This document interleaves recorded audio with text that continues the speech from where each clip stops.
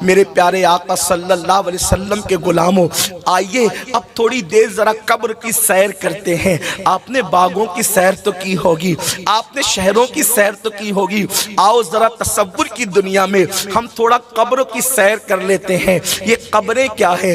اللہ اللہ، یہ قبریں وہ ہیں جہاں رشتہ داریاں نہیں دیکھی جاتی، جہاں انسان کے چہرے نہیں دیکھے جاتے، جہاں انسان کی خوبصورتیاں نہیں دیکھی جاتی، جہاں انسان کے حسن نہیں دیکھے جاتے۔ اللہ اکبر، قبر میں تو چھوٹی چھوٹی باتوں پر بھی عذاب دیا جاتا ہے۔ بے شمار ایسی قبروں کا ذکر احادیث میں ملتا ہے۔ کسی قبر پر، قبر والے پر صرف اس لیے عذاب ہو رہا تھا کہ وہ پیشاب کے چھینٹے سے نہیں بچتا تھا۔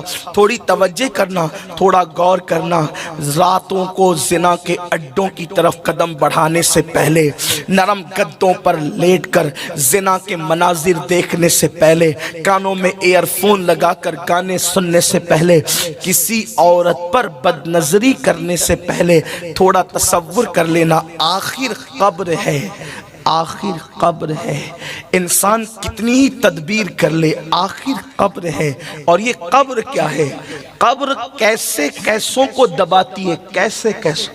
میں اور آپ تو کوئی شمار ہی میں نہیں، اپنی تو کوئی حیثیت ہی نہیں۔ میں تھوڑی سی ایک حدیث پر آپ سب کی توجہ چاہتا ہوں، بڑی مشہور حدیث ہے، صحیح میں موجود ہے، اس پر آپ کی توجہ چاہتا ہوں۔ اور آپ نے اس کو کسی دوسرے باب کے اندر سنا ہے، میں اس کو کسی دوسرے باب میں ذکر کرنا چاہتا ہوں، اور آپ سب کی توجہ۔ ہم سوچتے ہیں اللہ کریم ہے یار، قبر میں کیا ہوگا، بلکہ ہم تو شعر پڑھتے ہیں نا، قبر میں لہرائیں گے تا حشر چشمے نور کے۔ میں بھی پڑھتا ہوں، آپ بھی پڑھتے ہیں، لیکن یاد رکھنا یہ شعر پڑھنے کے حق ان کو تھے جن کی تہجد بھی فوت نہیں ہوتی تھی۔ یہ شعر پڑھنے کے حق ان کو تھے جنہوں نے جانے تو دے دی مگر سنتوں کے خلاف عمل نہیں کیا۔ یہ شعر پڑھنے کے حق ان کو تھے، اللہ اکبر، جن کی نگاہیں کبھی نہیں اٹھی۔ جانتے ہیں جس امام نے یہ شعر کہا ہے نا، قبر میں لہرائیں گے تا حشر چشمے نور کے، جلوہ فرما ہوگی جب طلعت رسول اللہ کی، اس امام کے تقوی کا حال یہ تھا کہ خود کے شہر کا باغ انہوں نے ساری زندگی نہیں دیکھا۔ ایک مرتبہ جبل پور سے واپس ہوتے ہوئے اپنے گھر جا رہے تھے، اسٹیشن پر اتر کر گھر جا رہے تھے، تو اچانک نظر پڑ گئی تو مولانا عید الاسلام عبدالسلام سے ختم ذکر کرتے ہیں، چلتے چلتے بریلی کے باغ پہ نظر پڑ گئی۔ جس نے کبھی باغ کو بھی قصدن نہیں دیکھا، ان کو حق تھا یہ شعر پڑھنے کا۔ جو ہیرو ہیروئن کو ننگا ناچتے دیکھے، انہیں کیا حق ہے یہ شعر پڑھنے؟ آپ مجھے بتائیں، آج اپنے اعمال پر نظر کریں، اپنے اعمال پر نظر کریں، اور اس کے بعد پھر اپنی بڑی بڑی باتوں کو دیکھیں۔ آج میرا جوان اللہ والوں سے سنی ہوئی باتوں کو اپنی زبان سے دہراتا ہے، یار ہم جنت میں نہیں جائیں گے تو کون جائے گا؟ جنت تو اپنے باپ کی ہے۔ ایسا لگتا ہے جیسے باپ سے خریدوا کر کے بک کرا رکھا ہے۔ جس کو یہ حق تھا کہ جنت میرے باپ کی کہنے کا، وہ سیدہ طیبہ طاہرہ مخدومہ کائنات سیدہ فاطمہ الزہرا اپنے مصلی پر رویا کرتی تھی اللہ کی خشیت سے۔ اور یہاں کچھ بھی زندگی میں نہیں، نہ اللہ کے لیے رونا، نہ اللہ کے لیے عمل کرنا۔ مسجد ویران کر دی، ہم جنت میں نہیں جائیں گے تو کون جائے گا؟ ماں باپ کو دکھ دے رہے، ہم جنت میں نہیں جائیں گے تو کون جائے گا؟ سود کے لقمے کھا رہے ہیں، ہم جنت میں نہیں جائیں گے تو کون جائے گا؟ وہ سود جس کے متعلق اللہ کے رسول صلی اللہ علیہ وآلہ وسلم فرماتے ہیں، جس نے سود کا ایک لقمہ کھایا گویا اس نے اپنی ماں کے ساتھ 36 مرتبہ زنا کیا۔ ایک لقمہ سود کا، گھما پھرا کر سود کے دھندے چل رہے ہیں۔ مولانا کو کنونس کیا جاتا ہے، نہیں مولانا اس کا رستہ ایسا نہیں، ایسا ہے۔ قدرت نے جن رستوں کو بند کر دیا ہے، دنیا کا کوئی انسان اب اس رستے کو کھول نہیں سکتا، اور جو کھولنے کی کوشش کرے وہ صراط مستقیم پر رہ نہیں سکتا۔ اللہ رب العزت کا اعلان ہے، جو سود کا کاروبار کرے گا میں اس کے ساتھ اعلان جنگ کرتا ہوں۔ سود کے دھندے کرنے والوں، محلے کے پہلوان سے لڑنے کی اوقات نہیں ہے۔ اللہ نے ان کے خلاف جنگ کا اعلان کیا ہے جو سودی کاروبار کرتے ہیں۔ بتاؤ اللہ جس سے جنگ کا اعلان کرے کوئی اللہ سے مقابلہ کرنے کی طاقت رکھتا ہے؟ کوئی اللہ سے معاذ اللہ مقابلہ کرنے کی ہمت کر سکتا ہے؟ واللہ تاللہ باللہ کبھی نہیں۔ اللہ کے مقابلے پر کوئی کیا ہے، کسی کی اوقات کیا؟ کسی نے خدا ہونے کا دعویٰ کیا، اللہ نے لنگڑے مچھر سے اس کو ہلاک کر دیا۔ نہیں دیکھتے فرعون کا انجام کہ اس کو اللہ نے دریا میں غرق کر دیا؟ نہیں دیکھتے وقت و نصر کا انجام کہ اللہ اکبر قدرت نے اسے کیسے ہلاک کیا؟ نہیں دیکھتے شداد کا انجام کہ اللہ اکبر خود کی بنائی ہوئی جنت میں قدم نہ رکھ سکا؟ اس لیے قدرت کو چیلنج مت کرو، دنیا چند دن کی ہے، اس چند دن کی دنیا کے چکر میں اللہ کو ناراض مت کرو۔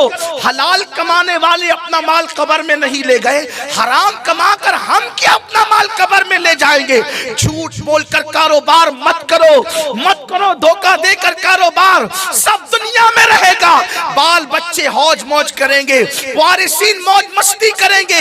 اب تو لوگ اتنے بے وفا ہیں، مردہ باپ کی قبر پر جوان بیٹا فاتحہ پڑھنے بھی نہیں آتا۔ ارے قبر پر آ کر فاتحہ پڑھنا تو دور کی بات ہے، بیٹا تو باپ کے لیے مغفرت کی دعا بھی نہیں کرتا۔ اب تو لوگ فاتحہ کے لیے بھی ترس رہے ہیں، لوگ دوسروں کا بھلا چاہ رہے ہیں۔ کوئی کہتا ہے انسان خود غرض ہو گیا، میں کہتا اللہ کرے انسان خود غرض ہو جائے۔ اگر انسان خود غرض ہو جاتا تو کم از کم بچوں کے لیے حرام دولت کما کر کے اپنی آخرت خراب نہ کرتا۔ انسان خود غرض ہو جاتا تو نماز کے وقت تو دکان پہ بیٹھ کر اپنے گھر والوں کے بھلے کے چکر میں اپنا برا نہ کرتا۔ ہاں کچھ نہیں لے جانا ہے دنیا سے۔ قرآن کہتا ہے لا تنس نصیبک من الدنیا، دنیا سے اپنے نصیب کا مت بھولو، سوائے کفن کے دنیا سے کچھ نہیں لے جاؤ گے۔ آخر قبر ہے، اپنے ہاتھوں سے درجنوں میتوں کو دفن کرنے والوں، کبھی یہ نہیں سوچا آج میں کسی کو اس قبر میں ڈال رہا ہوں، کل کوئی مجھے بھی ڈالے گا۔ کتنی دولت اکٹھا کر لو، ہر کپڑے اپنی پسند کے خریدے تھے، کتنے قیمتی خریدے تھے، 4 6 دکانوں میں کپڑے ہمیں پسند نہیں آتے تھے، لیکن جو آخری کپڑا پہنایا جائے گا وہ خود کی پسند کا بھی نہیں ہوگا، اس میں کوئی جیب نہیں ہوگی، وہ سلا ہوا نہیں ہوگا، لپیٹ دیے جائیں گے کفن میں۔ عمل اچھے ہیں تو ٹھیک ہے، ورنہ وہ کفن بھی آگ بنے گا، اس کفن کو بھی آگ کی شکل دے دی جائے گی، اوپر مٹی، نیچے مٹی، دائیں مٹی، آگے مٹی، پیچھے مٹی۔ کن کے لیے؟ جنہوں نے خدا کو راضی نہیں کیا، اور جنہوں نے راضی کیا آپ تو سن چکے، ان کے لیے تو جنت کا بستر ہے۔ ہائے اپنا ہوگا کیا؟ قرآن کہتا مینا خلقناکم، اسی مٹی سے پیدا کیا، مٹی سے پیدا ہوئے ہیں۔ مت غرور کرو اپنی جوانی پر، مت غرور کرو اپنی دولت پر، مت گھمنڈ کرو اپنے علم پر، مت گھمنڈ کرو اپنے خوبصورت چہروں پر۔ مولائے کائنات شیر خدا علی مرتضیٰ کے ہاتھ میں ایک خوبصورت مٹی کا پیالہ آیا تو مولا مشکل کشا اس پیالے کو دیکھ کر رونے لگے۔ اس روایت کو امام قرطبی نے لکھا ہے، خوبصورت پیالے کو، مٹی کے پیالے کو دیکھ کر مولا مشکل کشا رونے لگے۔ کسی نے کہا علی کتنا خوبصورت پیالہ دیکھ کر آپ روتے ہیں؟ فرماتے تم خوبصورت پیالہ دیکھ رہے ہو، میں اس خوبصورت پیالے میں ان خوبصورت چہروں کی مٹی ملی ہوئی دیکھ رہا ہوں جن کے چہرے مٹی میں ملے تھے، اور اس مٹی سے یہ پیالہ بنایا گیا ہے۔ کسی صوفی بزرگ نے فرمایا تھا کہ زمین سے خوبصورت پھول یوں ہی تھوڑی کھلتے ہیں، زمین سے خوبصورت پھول یوں ہی تھوڑی کھلتے ہیں، کتنے گلاب سے چہرے زمین میں ملتے ہیں تب کہیں جا کر خوبصورت پھول کھلتے ہیں۔ اسی لیے تو خوبصورتی کو دیکھ کر لوگ مسکراتے ہیں۔ یہ بلبل پاگل ہوا ہے کہ یہ پھولوں کو دیکھ کے روتا ہے؟ یہ پھول دیکھ کر کیوں روتا ہے؟ ہم پھول کا حسن دیکھتے ہیں، بلبل پھول میں ان خوبصورت چہروں کی مٹی دیکھتا ہے جو اس مٹی میں مل کر کے پھولوں کو جنم دیتے ہیں۔ سوچو تو صحیح اپنی مٹی کا حال کیا ہوگا۔ اپنی دنیا کی فکر کرنے والوں، اپنی قبر کا اسی مٹی سے پیدا کیے گئے، اکڑ کر زمین پہ چل رہے ہیں، دولت پہ اترا رہے ہیں، کسی کو کچھ نہیں سمجھ رہے ہیں، اللہ کو بھول چکے ہیں، رسول اللہ کے قانون کو پیٹ کے پیچھے ڈال چکے، داڑیاں مڈا کر گٹروں میں پھینک رہے ہیں۔ آج کل لڑکیوں کا حسن ہی سب کچھ ہو گیا، گانے بازی سب کچھ ہو گئے، مسجد سے دین سے دوری سب کچھ ہو گئی۔ یاد رکھنا منا خلقناکم، امام غزالی رحمت اللہ علیہ لکھتے ہیں، میرے استاد نے دیکھا ایک جوان بہت تکبر سے گھمنڈ سے زمین پہ اترا کے چل رہا تھا۔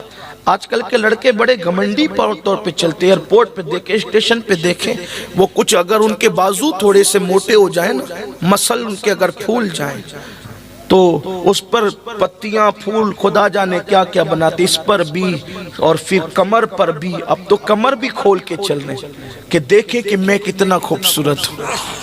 اس دور میں کوئی بیل بوٹا تو نہیں تھا، لیکن وہ اپنے مسل پر بازو پر جو ہے اور اپنے موٹے جسم پر اترا کے چل رہا تھا۔ امام غزالی کہتے ہیں، میرے استاد نے کہا بیٹے اکڑ کر مت چل، اکڑ کر چلنا زیب نہیں دے، تکبر صرف اللہ کی شان ہے، بندے کے لیے اس کی اجازت نہیں ہے۔ لیکن وہ جوان ہی کیا جو بات سن لے، جوان تو اپنے آپ کو دل ہوشیار سمجھتے ہیں نا، پلٹ کر کہا آپ نہیں جانتے میں کون ہوں، اپنی اصلاح کرنے کی بجائے کہتا ہے آپ نہیں جانتے میں کون ہوں۔ وہ امام غزالی کے بھی استاد تھے، پلٹ کر کہا بیٹے اچھی طرح جانتا ہوں تو کون ہے، بہت اچھی طرح جانتا ہوں تو کہا بتائے میں کون ہوں۔ فرمایا سن، تیری ابتدا منی کا ناپاک قطرہ ہے، نطفہ ہے تیری ابتدا، اور تیری انتہا قبر کی سڑی ہوئی مٹی ہے، یہی تیری حقیقت ہے۔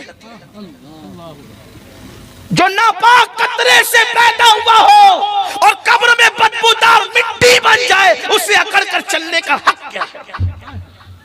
اگر خدا کو راضی نہ کر سکے تو کتے کی مٹی میں اور انسان کی مٹی میں فرق کیا ہے؟ انسان اگر خدا کو راضی نہ کر سکا تو جانور سے بہتر نہ ہو سکا، اور اگر خدا کو راضی کر لے تو اللہ اسے فرشتے سے بہتر مرتبہ عطا کر دیتا۔ اس کی رضا کی بات ہے، اگر گھٹے تو فقط مشت خاک ہے انسان۔ انسان کی حقیقت کیا ہے؟ اگر گھٹے تو فقط مشت خاک ہے انسان، اور اگر بڑھے تو اس عطے کونین میں سما نہ سکے۔ بڑے تو پھر کونین کی وسعت سمٹ آتی ہے اس کے وجود میں، اتنا بڑا ہے، اور گھٹ جائے، کردار اچھا نہ، اخلاق اچھا نہ، بولی اچھی نہ، جو ماں بہن کی گالیاں دیتے ہو انہوں نے خدا کو کب منانا ہے؟ غریب نواز کا مہینہ شروع ہو گیا، عرس کے ایام شروع ہو گئے۔ سرکار غریب نواز اپنے ملفوظات میں کہتے ہیں جس نے کسی مومن کو گالی دی توبہ سے پہلے مر گیا تو مجھے ڈر لگتا ہے کہ کہیں وہ کافر ہو کر نہ مرے، اس کا ایمان نہ۔ کتنی مومنوں کو تو اپنی جگہ ہے، خود کی بیوی کو لوگ گالی دیتے ہیں، ماں بہن کی گالیاں بیوی، اور اسی کو مردانگی سمجھتے ہیں۔ مردانگی گالی دینے کا نہ، وہ بزدل ہے جو بیوی کو گالی دیتا ہے، وہ بزدل ہے جو بیوی کو مارتا ہے۔ مردانگی کس سے کہتے ہیں پتہ ہے؟ جانے مردانگی کی طرف دیکھو، ام المومنین حضرت عائشہ صدیقہ فرماتی ہیں کہ میرے نبی نے اپنی بیویوں میں کبھی کسی بیوی کو ڈانٹا تک نہیں، کسی کو نہیں ڈانٹا، بلکہ الٹ ہم یہ کرتے تھے، خود ہی لڑتے تھے، ناراض ہو کے بیٹھ جاتے تھے، حضور ہمیں منانے کے لیے تشریف لایا کرتے تھے۔ یہ حضور کا کردار ہم سب بھول گئے۔ تو بات دور نہ نکل جائے، عرض کر رہا تھا کہ قبر میں کون کون کس کس عالم میں رہا، اور واللہ یہ صرف عبرت کے لیے ہے اور کوئی بات نہیں۔ ایک حدیث پاک آپ نے وہی بار بار سنی ہے، ایصال ثواب کے باب میں، تھوڑا سا اس کو دوسرے پیرا ہے۔ حدیث کا یہ معجزہ ہے، اعجاز ہے حدیث کا، کہ حدیث کو آپ جس اینگل سے دیکھیں گے اس میں سے آپ کو عبرت کا وہ پہلو نکلتا ہوا نظر آئے۔ میں سوچتا ہوں جب غالب اور اقبال کی شاعری میں اتنی معنویت ہے تو حضور علیہ السلام کا کمال کی معنویت کا عالم کیا ہوگا؟ میرے امام کہتے ہیں فصحا عرب کے بڑے بڑے تیرے آگے یوں ہے دبے لچے، کوئی جانے منہ میں زبان نہیں بلکہ جسم میں جان نہیں۔ غافل ہو کر بیٹھے ہیں، غیبت کر رہے ہیں، چگلیاں کر رہے ہیں، حرام کھا رہے ہیں، ریاکاری کے طور پہ نمازیں پڑھ، لوگ پہلے تو پڑھتے نہیں، پڑھتے تو دکھاوے کے لیے پڑھتے، اللہ ماشاءاللہ، غسل بھی صحیح نہیں ہے، وضو بھی صحیح نہیں ہے۔ وہ حدیث پاک سن لے جس کو بطور مفہوم عرض کر رہا ہوں۔ ایک صحابی ہے، ان کا نام حضرت سعد ہے۔ ایک صحابی رسول، ان کا نام سعد ہے، سعد. اور وہ سعد ایسے صحابی ہیں جن کو اللہ کے رسول صلی اللہ علیہ وآلہ وسلم نے سید الانصار کا لقب عطا فرمایا. یہ کسی اسٹیج کے ناظم کا دیا ہوا لقب نہیں ہے کس کو بھی کچھ بھی بنا دے، نہیں، سید الانصار اللہ کے رسول ان کو لقب دے رہے ہیں، یعنی انصار کا سردار، سید الانصار. ان وہ خوش نصیب صحابی تھے، ان کا وصال اللہ کے رسول علیہ السلام کی ظاہری حیات میں ہو گیا. جب ان کے انتقال کی خبر آئی اللہ کے رسول صلی اللہ علیہ وآلہ وسلم کے پاس، تو اللہ کے حبیب علیہ السلام نے صحابہ کو فرمایا کہ اے میرے صحابہ، جس سعد کی میت کی انتقال کی خبر تم لے کر کے آئے ہو، تھوڑی دیر پہلے جبریل نے مجھے بتایا کہ جب ان کی روح لے کر، ایک جملے پہ توجہ کرنا، جب ان کی روح لے کر فرشتے بڑھے تو ان کی روح کو دیکھ کر عرش جھومنے لگا خوشی سے. عرش پر دھومیں مچے، وہ مومن صالح ملا. عرش پر دھومیں مچے، وہ مومن صالح ملا. فرش پر ماتم رچے، وہ طیب و طاہر گیا. واسطہ پیارے کا ایسا ہو کہ جو سنی مرے، یوں نہ فرمائے تیرے شاہد کہ وہ فاجر گیا. بندہ ملنے کو قریب حضرت قادر گیا، لمعے باطن میں گمنے جلوے ظاہر گیا. ان کی روح کو دیکھ کے عرش خوشی سے جھوما. پہلی چیز صحابیت. صحابیت ہی وہ مقام اور مرتبہ ہے کہ ساری منقبتیں لفظ صحابیت کے سامنے ہینچ نظر آتی. اتنا بڑا منصب ہے صحابیت کا، جس کو صحابی کہہ دیا اب ساری منقبتوں کی انتہا ہو گئی. یہ ہے درجہ صحابیت. اللہ اکبر. ابھی مولانا نعت پڑھ رہے تھے، سب کے ہاتھ اٹھ گئے. اللہ تیرے حبیب کا چہرہ دکھا دے خواب میں. لوگ نبی کو خواب میں دیکھنے ترستے ہیں. صحابہ وہ ہیں جنہوں نے خواب میں نہیں، حالت بیداری میں مصطفیٰ جان رحمت کا جلوہ دیکھا. حضور نے پیار سے ان کے نام لیے، حضور نے حضور کے پیچھے نمازیں پڑھی، حضور نے حضور کے دسترخوان پہ انہوں نے کھانے کھائے، اللہ کے رسول کے ساتھ انہوں نے جنگوں میں شرکت کی. انہوں نے حضور کے تبسم کو دیکھا، حضور کے جلال کو دیکھا، حضور کے بیٹھنے کو دیکھا، حضور کے اٹھنے کو دیکھا.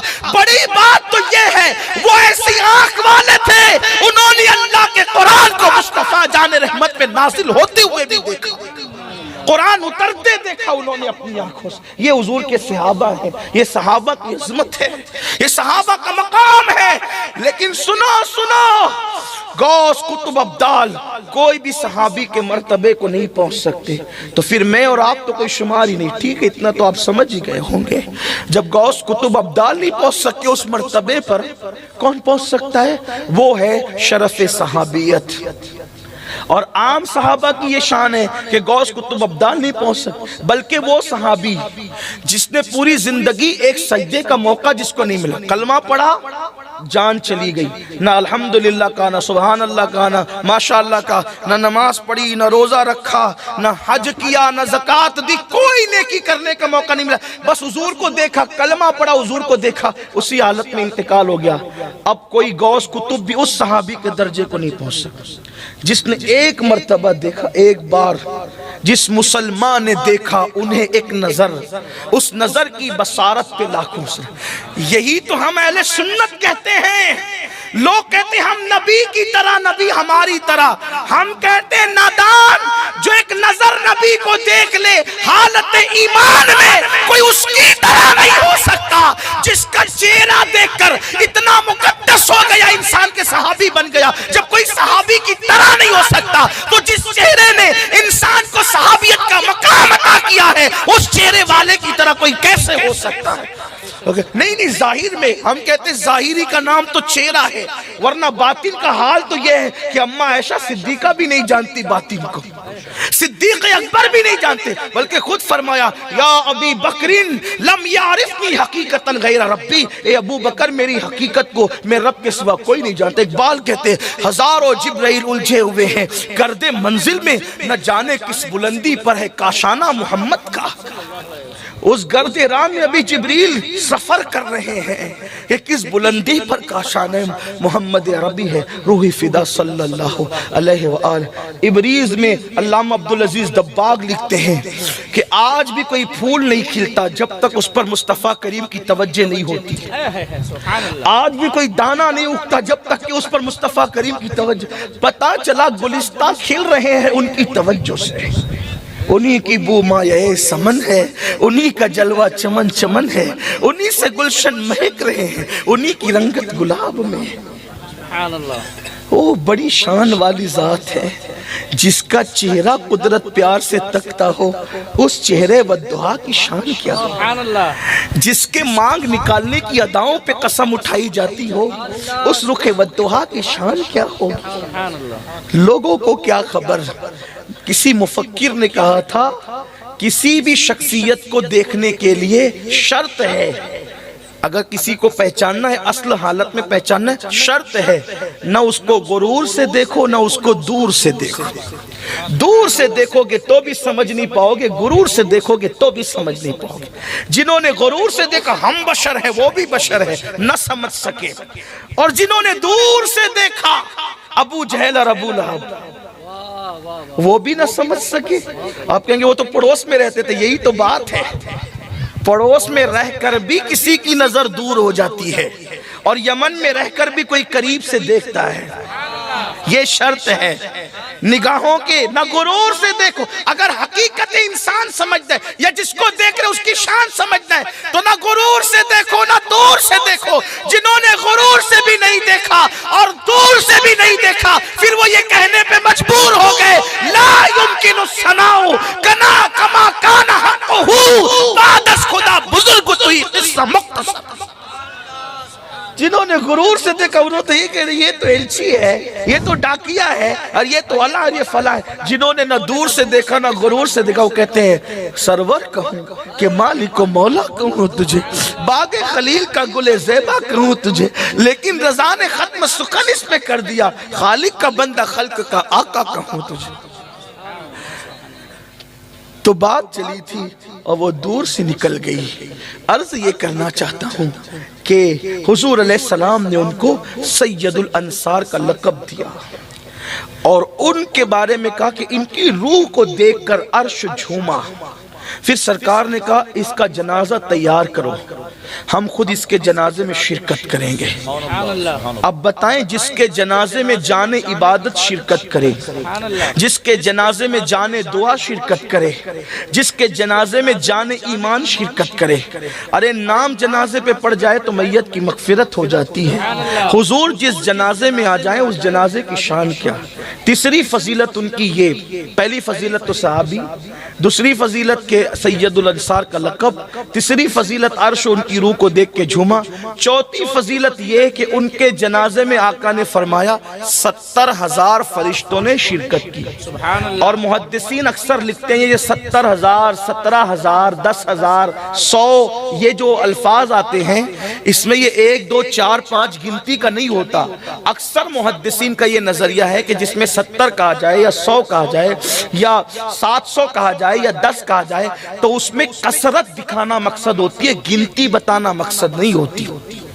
تو ان محدثین کے الفاظ پر اگر اس کی تشریح کی جائے تو جیسے ہم کہتے ہیں نا میں نے تجھے 50 بار فون کیا تو نے فون نہیں اٹھایا، تو اس کا مطلب گن کر آپ نے 1 2 3 4 50 والا نہیں، مطلب میں نے تجھے کثرت سے فون کیا۔ 50 کہنا مطلب 100 بار میں تیرے گھر آیا تو مجھے ملا نہیں، اب یہاں 100 مرتبہ کہ 100 بار آپ ایسا نہیں، کثرت بتانا ہوتا ہے۔ اب سمجھے آپ بعض شارحین اس طرف بھی گئے ہیں اور اس طرح کی شرح کرنے والوں میں بالخصوص امام قسطلانی اور امام ابن الجوزی جیسے لوگوں کا نام آتا ہے کہ انہوں نے کثرت کا اس پر جو وہ اطلاق کیا۔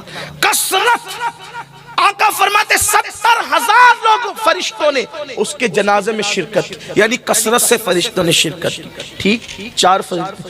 5ویں فضیلت یہ کہ حضور نے خود شرکت کی۔ واللہ فرشتوں کا جنازے میں آنا اتنی فضیلت نہ تھی جتنا حضور کا جنازے میں آنا فضیلت تھی، کیونکہ اب کسی اور کے جنازے میں بھی تو فرشتے آ سکتے ہیں لیکن یہ شان کہ حضور جس کے جنازے میں آئے۔ یہ فضیلت خاص ہے. لیکن اب سنو اور دل کے کانوں سے سنو, ایمان لگتی بات سنو. سنیو, بہت غافل ہو گئے, بہت غافل ہو گئے. نمازوں کا حال یہ ہے کہ جمعہ میں بھی خطبے کے ٹائم پہنچتے ہیں, اور غرور اور گھمنڈ کا حال یہ ہے کہ ہم جنت میں نہیں جائیں گے تو کون جائے. مجموع الزوائد کی روایت ہے, جنت لکھا کر نہیں لائے ہو. اللہ کے رسول صلی اللہ علیہ وسلم فرماتے ہیں جو اپنے آپ کو قطعی اور یقینی طور پہ جنتی سمجھے, میں محمد اعلان کرتا ہوں کہ وہ جہنمی ہے. جن کو جنت کی بشارتیں دی گئی وہ مصلی پہ روتے, جن کے بستر پہ قرآن نازل ہوا وہ مصلی پہ روتے, اور جن کو کلمے کا کہ صحیح تلفظ یاد نہیں ہے وہ مغرور ہے کہ ہم جنت میں نہ جائیں گے تو کون جائے گا. کس بلا کی میں سے ہے سرشار ہم, دن ڈھلا ہوتے نہیں ہوشیار ہم. آؤ سنیو, اللہ کی بارگاہ میں پلٹو. حرمت والا مہینہ شروع ہو گیا ہے, ماہ رجب کا مہینہ شروع ہو گیا. ڈرو اللہ سے, پلٹو اللہ کی طرف, رجوع کرو اللہ کی طرف. سعد رضی اللہ تعالیٰ کے جنازے میں حضور نے شرکت کی. المختصر یہ حضرت سعد کو قبر میں رکھ دیا گیا, حضرت سعد کو قبر میں رکھ دیا گیا, مٹی برابر کر دی گئی. صحابہ بیٹھ گئے, اللہ کے رسول قبر پر کھڑے رہے.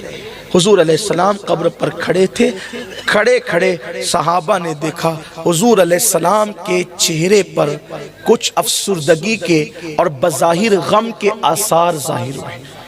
چونکہ صحابہ کی عادت تھی وہ حضور ہی کو دیکھتے رہتے تھے, تو جب دیکھا کہ حضور کے چہرے پر بظاہر پریشانی کے آثار ہیں, صحابہ بھی پریشان ہو گئے.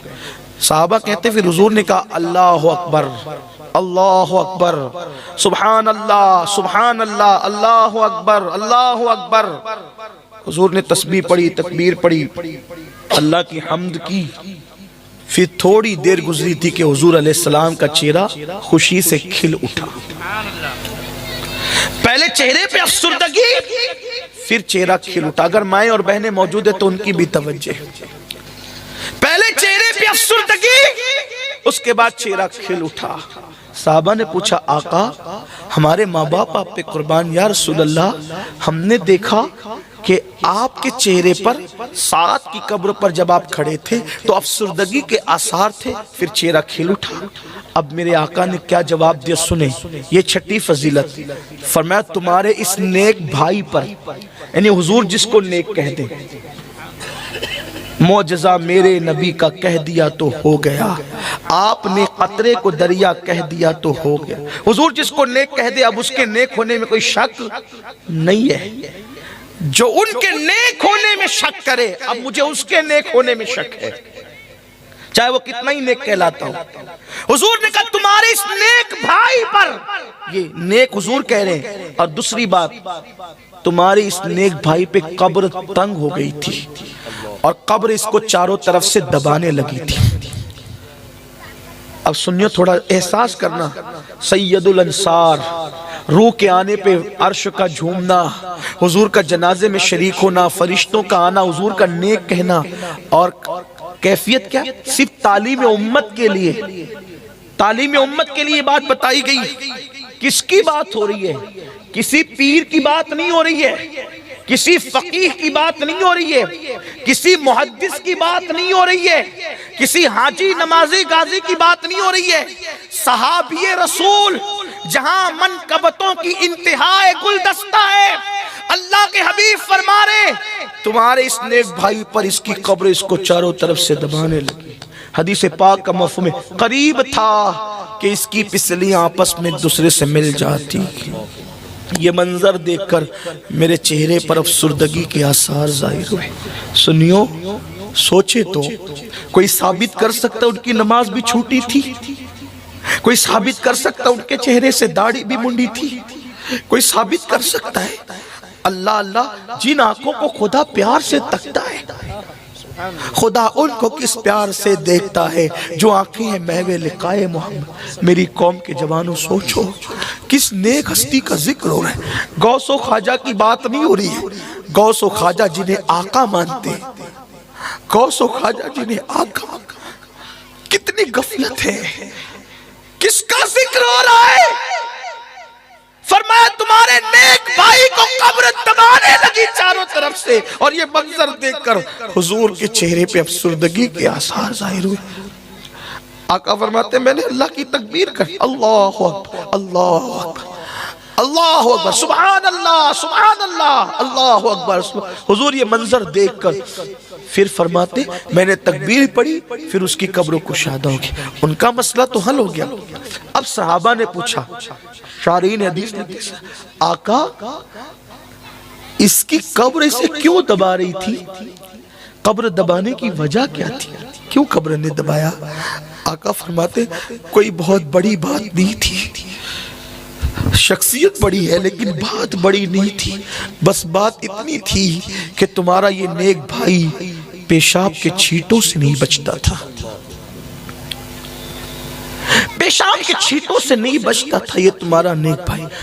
محدثین لکھتے پیشاب کے چھینٹوں سے نہیں بچنے پہ کئی وجوہات لکھی، اس میں سے ایک وجہ جو مجھے بہت پسند آئی وہ بیان کر رہا ہوں، جس سے عظمت صحابیت کا تحفظ بھی ہو جاتا ہے کہ وہ بکریاں جب چراتے تھے، بکریاں تو بکریاں چرانے میں اتنے مصروف ہو جاتے تھے کہ بکریاں پیشاب کرتی تھی تو وہ بکریوں کے پیشاب کے چھینٹے سے بچ نہیں پاتے تھے، اس بنیاد پر ان کی قبر میں انہیں دبایا جا رہا تھا۔ سوچو مسلمانوں، سید الانصار کو بکری کے پیشاب کے چھینٹے سے نہ بچنے، جان بوجھ کے نہیں، لاشعوری طور پہ نہ بچنے کی بنیاد پر ان کی قبر انہیں دبا رہی ہے، حتیٰ کہ یوں لگتا ہے کہ کہیں پسلیاں نہ ٹوٹ جائے۔ حضور یہ منظر دیکھ کر افسردہ ہو رہے ہیں، آپ مجھے بتائیں تو صحیح کہ پیشاب کے چھینٹے سے نہ بچنے کی بنیاد پہ قبر دبا رہی تھی، جو زنا سے نہیں بچتے ان کا کیا حال ہوگا، جو سود سے نہیں بچتے ان کا کیا حال ہوگا، جو بدنظری سے نہیں بچتے ان کا کیا حال ہوگا، جو لوگ غیبت سے نہیں بچتے ان کا کیا حال ہوگا، جو کانوں میں ایئر فون لگا کے گانے سنتے ان کا کیا حال ہوگا، جنہوں نے کبھی خدا کو یاد بھی نہیں کیا ان کا کیا حال ہوگا، جنہوں نے قرآن کو طاق کی زینت بنا دیا ان کا کیا حال ہوگا۔ سوچو، امام اہل سنت کہتے اندھیرا گھر اکیلی جان